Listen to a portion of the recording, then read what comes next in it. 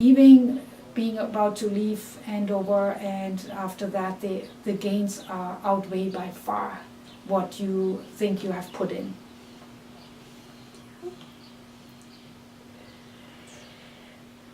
I'm thinking, maybe that's coming now late, you had one question earlier where you ask the profile.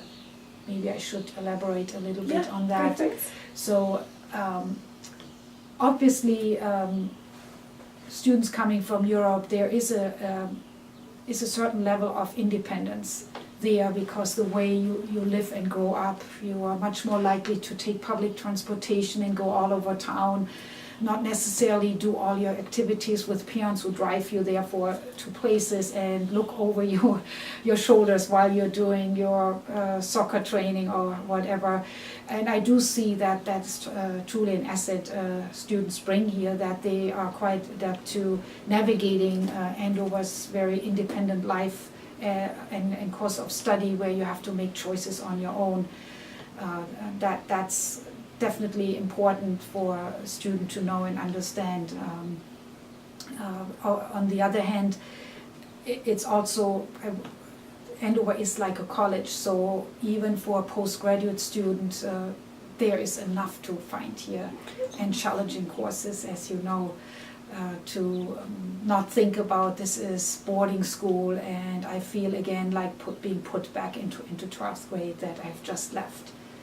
So the opportunities are far-reaching, and whether it's in the classroom, in the courses you are taking, even though you are mandated to, Kepler Scholars and one-year international seniors are mandated to take 2 term commitments of English and history, you still have a lot of choices. And then there are the clubs and the other student organizations and opportunities in the library, all kinds of programs and contests that you can enter.